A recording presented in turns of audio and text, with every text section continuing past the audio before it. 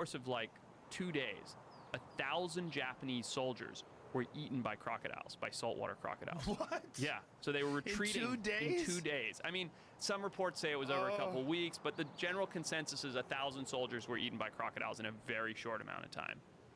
And it was this kind of perfect storm of situations where, because there were all these soldiers, they were eating all the prey. All the crocodiles were particularly hungry because of that. When the Allies pushed all the Japanese back into the swamps, you know, they started screaming, and one scream would trigger all the others, just like all the crocodiles, to get into a frenzy, and it just wiped out this entire populace of people that ran through the swamp. So we went and retraced these steps to figure it out. We're like, why did this happen? To try and understand it better. And while we were there, this kid got attacked by a crocodile that was 100 years old. So probably the same animal that had eaten people during World War I, or one of them, right? And we saved this kid's life. Like, we got to the village and he had just been pulled out from the croc attack. His arm was broken in like 25 places. He was torn up. He had lacerations all over his leg, his ankle, his arm. And How'd you get him out of the crocodile? We didn't. So he fought off the crocodile, basically, and then the buddy he was with fishing pulled him into the boat and got him back to the village. What a savage that kid is. He Totally. fought off a fucking crocodile? And a big one. How did he do it? We don't know. We were so focused on saving the kid, because myself and one other guy had medical training, so we were stopping the bleeding and bandaging him up, and we had the only speedboat, because we had to get to this island, and this is very, very remote.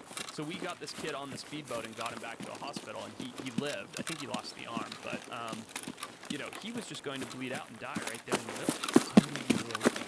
There probably was one crocodile that was Japanese people During the massive rat God damn it. My friend Jim Shockey was in Africa, and they had hired him to hunt crocodiles that were terrorizing this one village. And people had fenced off this area where they could get water and clean and do this, and the crocodiles had figured out a way to get through that and attack. And everyone in the village had like a bite mark here, a missing hand, a bite on the head. Like so many people had lost loved ones. And while he was there, a woman who was washing clothes got killed by a crocodile while he was in the village. And these are Nile crocodiles, right? Enormous. Yep. 20-foot long plus. And these are, you know, I try and dispel anybody that says to me, oh, these animals were hunting people. And I'm like, no, they were not. Crocodiles are. You know what I mean? Crocodiles will hunt human beings. They will lock in outside of a small village or an area that someone's collecting water. They'll spend weeks watching, studying the pattern, learning the behavior, and just wait for the perfect time where they can sink under, sit right there waiting for someone to gather water.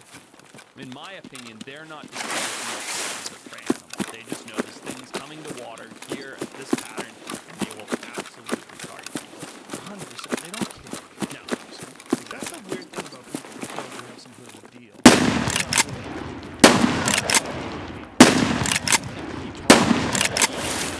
Treaty with sharks? What are you talking about now?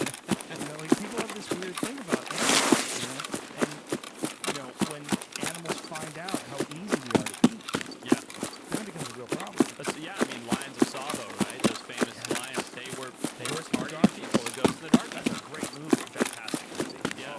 And they were targeting people. They knew that people were easy prey, and we're going to keep eating them. Once they get a few meals, you know, it's not bad. It's fucking real easy to catch. Yeah, that's right, yeah. This is the opposite of fast food, yeah. They're like mussels growing on the beach. Yeah. There's, you know about the Sundarbans in India? Yes. That's a crazy place. Crazy. I did a bit about that in my act as well back in 2009. Over a period of 200 years, I think somewhere in the neighborhood of 300,000 people have been killed by tigers in the Sundarbans. Isn't that nuts?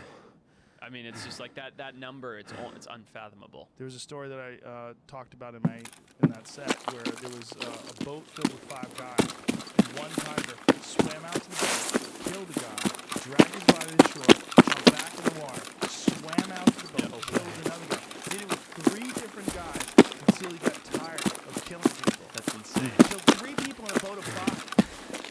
So there's 2 guys lost 3 of their friends. Shit in their pants. They swim. Yeah. Oh, yeah. Tigers are crazy. And what's crazy about the Sundarbans, too, is there's saltwater crocodiles, there's tigers, there's